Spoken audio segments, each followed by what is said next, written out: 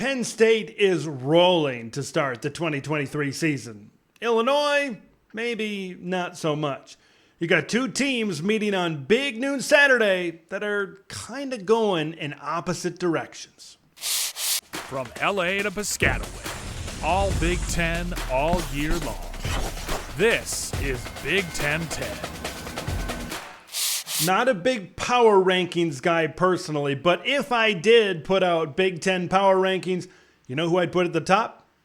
The Penn State Nittany Lions. Maybe a 1A and a 1B situation with the Michigan Wolverines. They have looked as good as anybody, not only in the Big Ten, but throughout all of college football. Kind of areas where they fell a little bit short in terms of getting to that next level, Big Ten championship, college football playoff type of level. They're meeting and exceeding those levels this season. What are those levels that I'm talking about?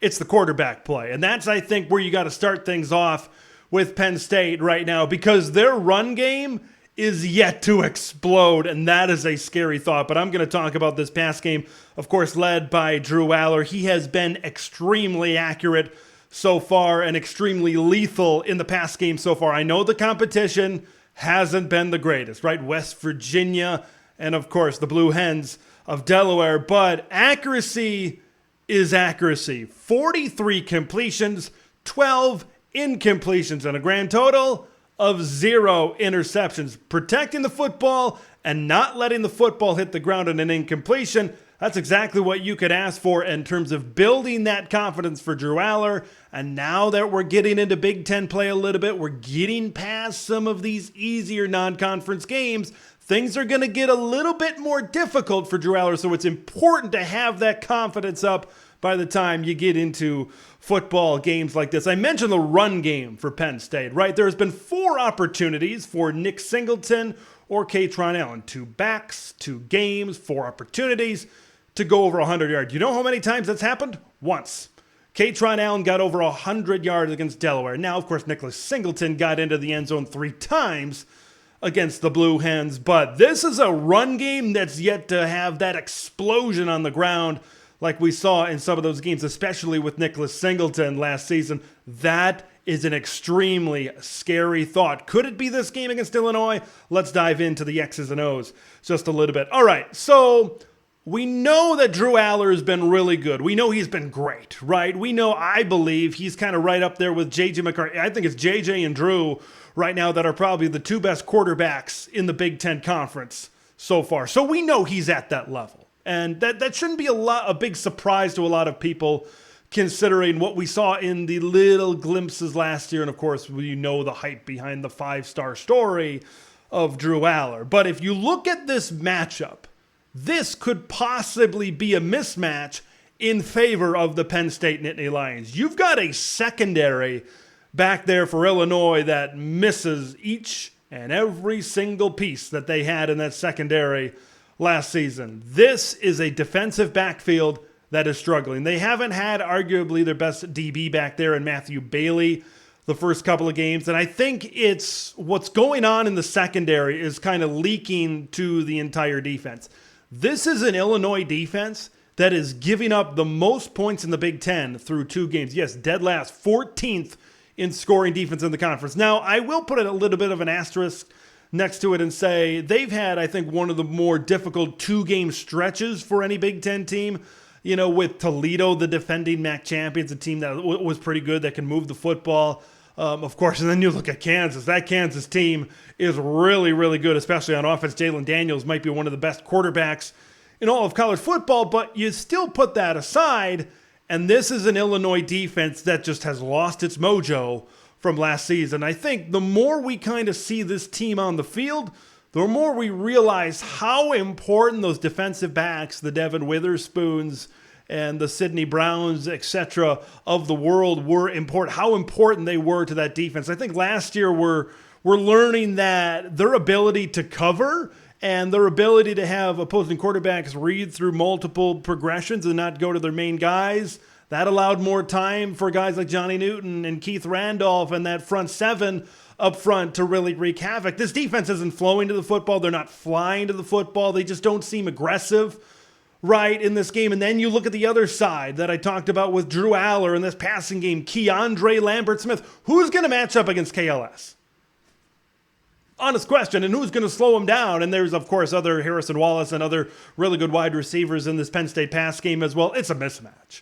I truly believe that. And if Penn State can really get this pass game going early, I think that opens the whole offense to having a really good day. Like, if Illinois, I think, wants to really put a dent, a little chink in the armor to Penn State's offense early on, you got to get a great pass rush from guys like Johnny Newton and Keith Randolph early on. But we saw the first game of the season. If a team like Toledo can stand you up, imagine what an offensive line with a guy like Olu Fashanu and a lot of experience up and down this Nittany Lion offensive line, imagine what they can do against you if Toledo did that. And Kansas, of course, did pretty good as well. Even though Johnny Newton got a couple of sacks in there, it's just, this is once again, I think it's an advantage up front for Penn State, considering what we've seen from Illinois. But if Illinois wants to make a dent early, you got to get after Drew Allar. You got to make him uncomfortable in this football game. Boy, this defense, it's just not the same. It's just not the same here for Illinois. Here's one thing that Illinois could exploit, but I don't think they have the personnel to exploit. Let's rewind back to that first game of the year against the West Virginia Mountaineers for the Penn State Nittany Lions. You got this run game for West Virginia. You got, they had a really good center. I think Zach Frazier was his name up front. You had a running back in C.J. Donaldson. They were able to move the ball a little bit at times with an interior run game. But Illinois doesn't have the horses up front to get that interior run game going. Reggie Love doesn't scare me. Josh McCray doesn't scare me. This offensive line, I'll get to that in a minute when we talk about pass protection. This offensive line doesn't scare me at all either. Okay, even though I think Todd Blackledge said it on that opening broadcast at NBC that maybe this Penn State, the interior of the Penn State defensive line isn't maybe as big as they'd like it to be. I just don't think that Illinois has the personnel, has the pieces. They don't have the great interior offensive line, and they don't have the backs to take advantage of maybe an interior run game like a Michigan, like an Ohio State, etc. Even maybe like Wisconsin, even though their offensive line wasn't great against Washington State. But you get the general idea. Illinois' best run game right now is Luke Altmyer running around. Luke Altmyer is the leading rusher on this Illinois team right now. Their traditional run game ain't there so far to start the season. I can only imagine, I've said this before, Bret Bielema is playing outside of his comfort zone on the offensive side of the ball. We know what Bert wants to do. If you watched him back at Wisconsin, you know that, and even last year, you know the type of ball he wants to play. He wants to line up. He wants to be physical. He wants to run the football, working some play action off of that as well. You saw that last year with Chase Brown and then Tommy DeVito working off of it. This year, it's the opposite. It almost seems like the scrambling ability of Luke Altmyer and Luke Altmyer throwing the football down the field to the Isaiah Washingtons, to the Pat Bryants. Isaiah Washington, I meant Isaiah Williams, Casey Washington, and Pat Bryant as well. That's how Illinois seems to generate success on the offensive side of the football. And it's playing out of the comfort zone and maybe playing out of the philosophy of how Bret Bielema truly wants to play. I want to throw some more numbers at you. When we talk about Luke Altmyer being the key and his passing ability, his arm being the key to possibly moving the ball against Penn State, well, there's some major obstacles in the way. And it starts first with this Illinois offensive line. They have allowed the most sacks in the Big Ten through 2 games this season. They've allowed 8, and 6 of them came against Kansas. It seems like the Jayhawks, if Luke Altmyer wasn't running around, it seemed like Kansas was in the backfield, and they had more TFLs than sacks in that game, nearly double digits in terms of tackles for loss as well. So they were living inside that Illinois backfield, and things were difficult for Luke Altmyer in that football game. How about Penn State? They have 7 sacks this season, tied for 3rd most in the Big Ten. We know about Adisa Isaac. We know about Chop Robinson. How about Dan Dennis Sutton as well? I've mentioned those 3 names many times when I've talked about Penn State, but you kind of combine those 2 numbers. Once again, another mismatch in favor of Penn State and against Illinois so far this season. Look, yes, it's going to be the first test of the season for Penn State, going on a road game, Big Ten environment. You got an Illinois team that has a few pieces, even though they may not be performing at their best right now. They do have some players that could possibly give some problems. And then you look at this past game for Illinois, kind of going back to that.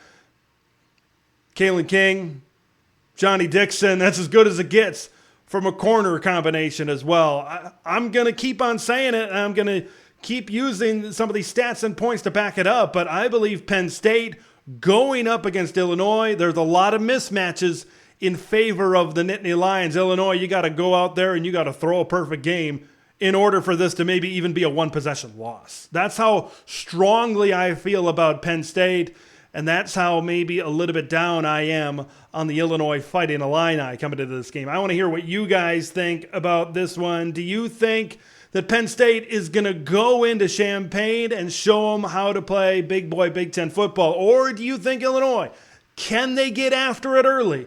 Can Johnny Newton and Keith Randolph get Drew Allar running around a little bit, rattle his cage a little bit, and maybe Illinois stays within this one, and who knows, maybe they even pull the big upset. Leave your thoughts in the comments below. We'll see you in the next one. Thanks for watching Big Ten Ted, where it's all Big Ten all year long. Make sure to like the video to spread the word of Big Ten Ted to the masses, and subscribe to the channel for updates on Big Ten content that drops every day.